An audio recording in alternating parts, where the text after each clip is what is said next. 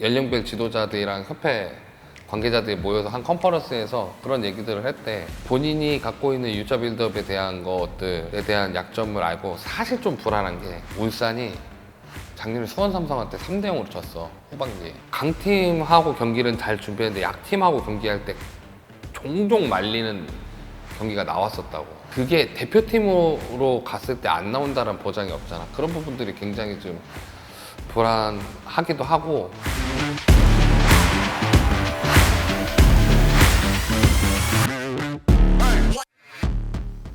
스르벤 스포츠 장동입니다. 어찌됐건 홍명보호가 북중미 월드컵을 향한 3차 예선에 돌입을 합니다. 홈에서 팔레스타인과 그리고 원정으로 오만으로 넘어가서 경기를 치르게 되는데요. 그 두 경기를 뛰게 될 명단이 발표되었습니다. 과연 어떤 선수들이 뽑혔고 어떤 선수들이 뛰게 될지, 그리고 이 두 경기는 어떻게 될지 한번 이야기해보자고요. 자, 뽑힐 만한 선수들이 뽑혔습니다. 먼저 울산 선수들이 눈에 띕니다. 골키퍼 조현우 선수와 수비진의 김영권, 정승현, 서령우, 이명재 선수가 있고요. 미드필드에는 박용우 선수와 본인이 사임하기 전 영입을 추진했던 정우영 선수, 그리고 전반기 울산의 에이스 활약을 했던 이동경 선수가 눈에 띕니다. 특히 두 명이 뽑힌 스트라이커 자리는 울산에 부임했을 때 팀을 떠난 오세훈 선수와 현재 울산의 스트라이커인 주민규 선수가 뽑혔습니다. 이 이외에도 대표팀에서 꾸준히 활약했던 선수들은 당연히 뽑혔습니다. 김민재 선수는 수비진의 코어이기 때문에 당연했고, 얼마 전 중동으로 이적한 권경원 선수도 뽑혔습니다. 김문환 선수의 경우도 다시 대표팀에 복귀했지만 원래 대표팀에서 꽤 활약을 했던 선수입니다. 미드필더 지역은 어지간해선 뺄 선수가 없습니다. 주장 손흥민 선수는 물론이고 이강인, 이재성, 황인범, 황희찬으로 대표되는 유럽파가 전원 소집이 되었습니다. 결과적으로 울산에서 뽑힌 선수들 역시 이미 이전에 대표팀 경험이 있고 거기에 원래 대표팀에 고정적으로 뽑혔던 선수들 역시 뽑혔기 때문에 결국에는 뽑을 만한 선수들이 뽑혔다 볼 수 있습니다. 그렇지만 신의 선수들도 있습니다. 임시 감독 시절부터 여러 선수들을 테스트해온 것이 사실입니다. 검증할 만한 선수들을 2차 예선 단계에서 풀을 넓혀주는 역할에 가깝다고 봐야겠죠. 그래서 홍명보 감독의 첫 명단에는 신예가 많아야 한두 명 정도 선발될 줄 알았는데 아니었습니다. 자, 이한범 선수입니다. 중앙 수비진 같은 경우 지난 6월 임시감독 체제에서는 조유민 선수와 하창래 선수가 소집이 되었고 조유민 선수가 주전으로 기용이 됐습니다. 다만 조유민 선수의 경우는 수비진 기준으로도 184로 아주 작은 키는 아니지만 국제적인 기준에는 작은 키에 가깝다고 볼 수 있습니다. 특히 이한범의 경우는 최근 경기를 뛰고 있으나 주전 경쟁에 맞불을 놓을 정도로 대등한 입장은 아니었지만 선발이 되었는데요. 조유민 선수도 수비형 미드필더가 가능할 정도로 발밑이 좋은 선수지만 좀 더 파이터 성향이 짙은 선수고, 현재 대표팀에 비슷한 성향의 수비수들이라면 김영권이나 정승현도 있기 때문에 제외가 된 것 같습니다. 이한범 선수의 경우 190의 키를 갖고 있는 데다가 빌드업 능력이 출중해서 데뷔 시즌부터 주전으로 기용될 정도로 기량을 인정받았고 더 팀을 뒤에서 받쳐주는 스타일이긴 합니다. 다만 유럽에서 나름 부딪히기도 하면서 예측 수비를 하는 모습도 보여주면서 다양한 툴을 장착하고 있습니다. 현재 수비진들의 주전들이 다 30주를 넘겼으며 김민재도 곧 30주에 다다르기 때문에 수비진의 세대 교체를 위한 장기적인 관점의 선발로 이한범 선수는 보입니다. 황문기 선수입니다. 지금 굉장히 유명합니다. 강원FC의 주전 라이트백 황문기 선수가 드디어 선발이 되었습니다. 프로를 포르투갈 리그에서 데뷔한 황문기 선수는 원래 측면 수비수가 아니었습니다. 중앙에 미드필더 포지션을 다양하게 소화하는 공격적 성향의 미드필더로 뛰었고 실제로 K리그에 복귀해서 FC 안양과 강원FC에 이르기까지 중앙 미드필더로 주로 뛰었습니다. 하지만 강원으로 이적한 후에는 한국영, 김동현, 서민호 같은 선수들에게 밀려서 후반 교체용으로 기용되다가 급기야 윤정환 감독이 부임하면서 막판 강등 경쟁을 했던 지난 시즌에는 아예 명단에 밀린 시간도 있었습니다. 후반기 막판 윤정환 감독에 의해 라이트백을 보게 되었고 시즌 막바지 자신의 능력치를 터뜨리며 오히려 구단의 주전 라이트백으로 거듭나게 되었습니다. 특히 올 시즌 전반기 어마어마한 화력을 보여주면서 올스타에 뽑혔고 김도훈 임시감독 체제 당시 선발에 기대할 정도로 인정받는 라이트백이 되었습니다. 중앙 미드필더를 소화할 정도로 패싱 능력을 갖고 있고 윙어도 소화했을 만큼 스피드를 갖고 있기 때문에 공격적인 기아에서는 갖고 들어가다가 스루패스를 넣는다든가 높은 위치에서 날카로운 크로스를 올려놓는 플레이가 가능한 선수입니다. 결국 대표팀에 선발이 되었는데요. 다만 좀 걸리는 점이 있습니다. 이 선수가 2023년 상무 입대에 탈락을 하면서 상무 입대 연령 제한을 넘겼습니다. 그래서 K4 리그로 내려가서 군 문제를 해결해야 하는 상황입니다. 원래 올 시즌 입대를 하려 했으나 윤정환 감독과 구단이 만류하면서 잔류했는데 마냥 미룰 수 있는 처지도 아니라서 본인의 경사와는 다르게 장기적으로 혹은 월드컵에 국가대표로 갈 수 있을지는 기량과 별개로 미지수가 될 가능성이 큽니다. 그리고 최우진 선수입니다. 인천 유나이티드는 문선민 이후 또 한 명의 A대표팀 선수를 배출했습니다. 바로 레프트백인 최우진 선수인데요. 프로 2년 차인데도 불구하고 팀의 왼쪽 코너킥을 전담하면서 어시스트를 4개나 올리고 주축 선수로 인정받고 있습니다. 클린스만 감독 때까지 레프트백 자리는 김진수와 이기재 선수로 두 선수 모두 부상과 기량 하락으로 이어지면서 오른발을 쓰지만 양쪽을 다 뛸 수 있는 서령우 선수나 이명재 선수가 기용이 되었죠. 김진수 선수의 발탁도 고려해 볼 수는 있었으나 현재 전북의 상황과 더불어 김진수 선수의 본인의 기량도 안정적이라 볼 수 없고 개인의 상황도 있습니다. 이기재 선수는 이제야 폼이 좀 돌아온 듯 하지만 현재 팀이 2부 리그에 있습니다.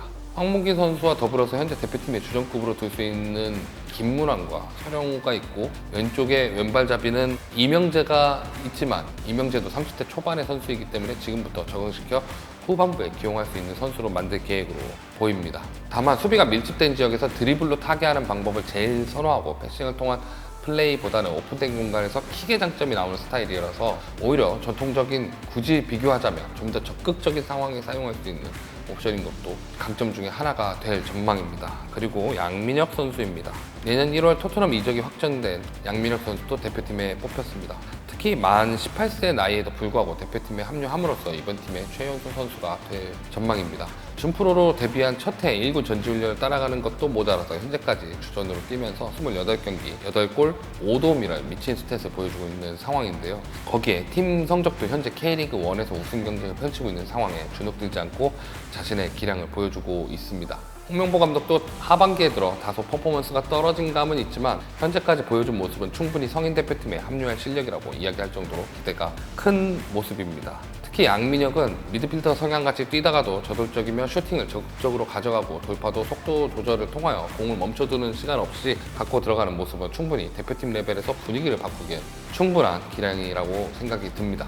외에도 김도훈, 호에 이어서 정우현이 홍현석의 제외로 남게 되었고 스완지로 이적한 엄지성이 또 합류를 했습니다. 아쉬운 선수들도 있죠. 다만 이번에 뽑히지 않은 배준호 선수를 두고 여러 가지 반응이 있는데 알려졌다시피 배준호 선수는 프리시즌 기간 근육 부상이 있었고 그 부상은 이제 막 회복해서 경기를 교체로 뛰었던 상황이라 소집하기엔 불가능한 상황이었습니다. 또 헨트의 홍현석 같은 경우 이적에 대한 이야기가 지속적으로 이야기가 되고 있었고 결과적으로 그 과정에서 결정된 상황이 없었기 때문에 소집에서 제외가 되었습니다. 공격진에서는 조규성이 부상 합병증 여파로 제외되면서 자연스럽게 얼마 전 스위스로 이적한 이영준 카드를 만지작거리는 듯 했지만 결국 선택하지 않았고 셀틱에서 힘든 시간을 보낸 오영규도 벨기에 이적 후 득점을 하긴 했지만 이번 대표팀의 소집 대상에 들지 못했습니다. 그렇다면 베스트 11은 어떻게 될까요? 홍명보 감독의 메인 전술이자 상징적인 전술은 4-2-3-1 포메이션입니다. 대표팀에서도 큰 이변이 없는 한 4-2-3-1을 그대로 사용할 것으로 보이는 가운데 과연 선발 명단이 어떻게 짜일지 제가 예상을 한번 해볼게요. 골키퍼는 큰 일이 없는 이상 조현우가 출전을 하겠죠. 울산에서 홍명보 감독이 영입하고 주전으로 기용한 골키퍼고 현재 김순규의 폼이 확실하지 않은 상황에서 굳이 소집하기보다 현재까지 주전으로 자리를 지켰던 조현우가 장갑을 끼게 될 것으로 보입니다. 포백 수비진은 우측부터 서령우와 김민재, 김영권과 이명재를 기용할 것으로 보입니다. 서령우와 김영권, 이명재는 울산에서 이미 합을 맞춘 선수들이고 김민재는 적어도 우리나라 수비수들 중에 최고의 수비수라고 할 수 있습니다. 만약에 우측에 다른 선수를 기용한다 하더라도 서령우라는 카드는 왼쪽에 두면서까지 지킬 것 같다라는 생각도 듭니다. 교체로는 김문환이랑 황문기가 기회를 받지 않을까 생각이 듭니다. 볼란치라고 불리는 수비형 미드필더 두 자리는 정우영과 황인범이 출전을 하겠죠.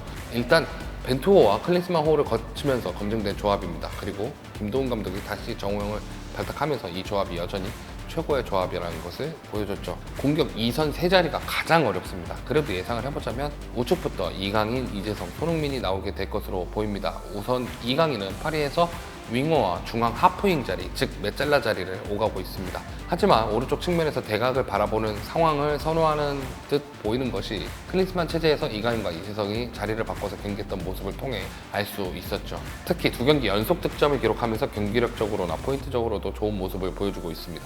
이재성 같은 경우 팀의 윤활유 역할을 할 수 있는 하드워커형이기 때문에 공격형 미드필더로 출전하여 손흥민과 이강인과 자리를 바꾸기도 하고 본인이 직접 침투하는 것도 가능한 선수이기 때문에 공격형 미드필더로 출전할 것으로 보입니다. 뭐 손흥민은 말할 것도 없죠. 스트라이커 자리는 주민규가 주전으로 활약할 것으로 보입니다. 먼저 울산에서 주전으로 기용해 보면서 주민규의 스타일을 잘 아는 게 홍명보 감독입니다. 그리고 오세훈이 폼이 다시 올라오고 있으나 6월 대표팀 소집 이후 폼이 다소 떨어져 있는 것도 사실입니다. 플레이 스타일을 바꾸는 상황에서는 오세훈의 기용 가능성이 있다고 봅니다. 다만 스트라이커의 경우 황희찬도 그 자리를 볼 수 있고 손흥민도 소속팀에서 한동안 스트라이커 자리를 소화했을 정도로 대체제는 어느 정도 있는 상황입니다. 팔레스타인과는 A 대표팀끼리는 처음 만납니다. 넬련벨 대표팀 간의 경기는 여러 차례 있었지만 말이죠. 지난 아시안컵에서 처음 16강에 올랐고 2차 예선에서 최종 예선에 종종 얼굴을 비친 레바논을 밀어내고 올라올 정도로 현재 팔레스타인의 자체의 저력은 많이 올라와 있습니다.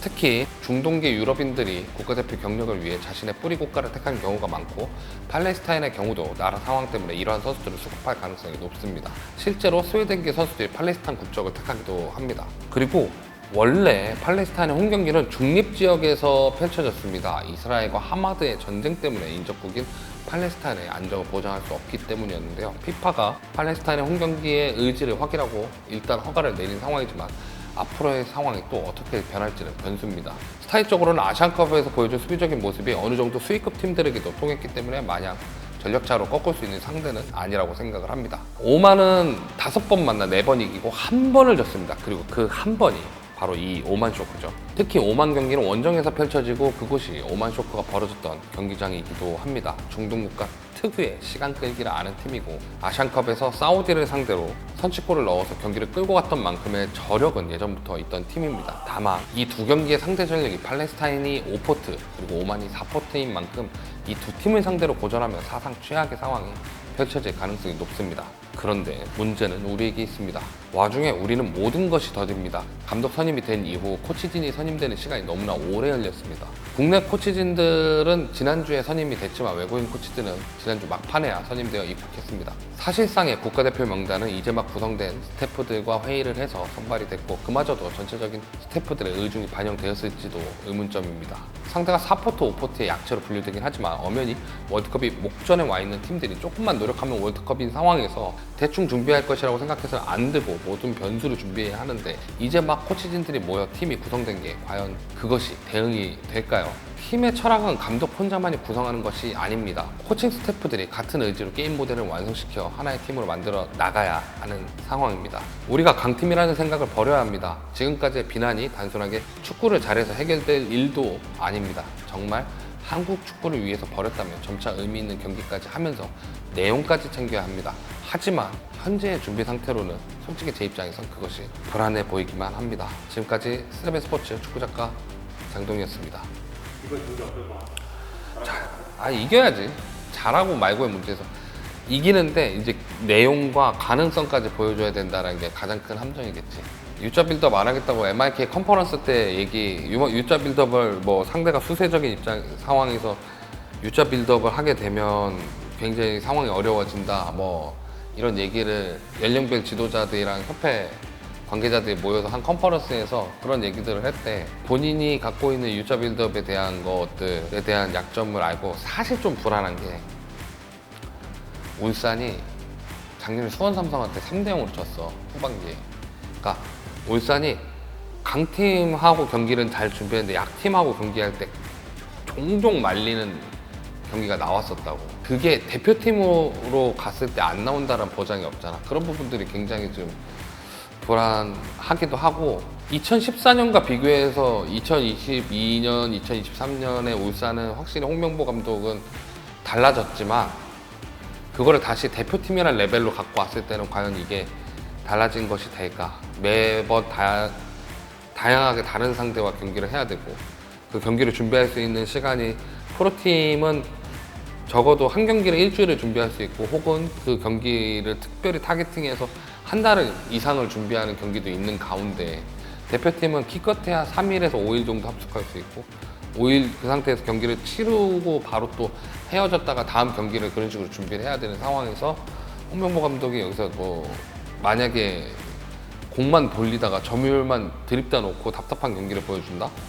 그러면 승패와 상관없이 엄청난 비난에 직면을 하게 될 거야. 잘 해야지.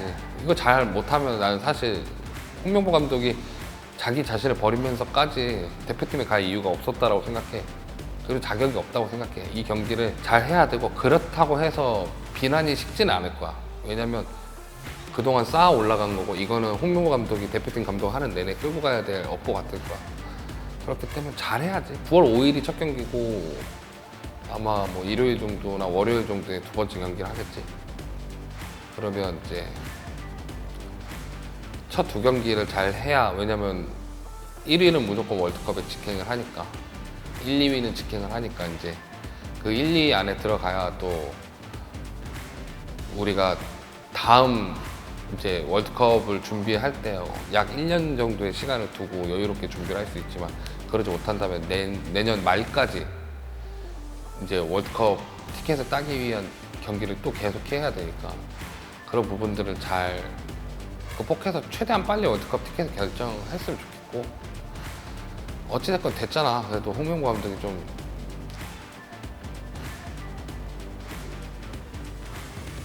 잘 해야지. 홍명보 감독을 위해서가 아니라 대한민국 축구를 위해서 좀 잘 해야지.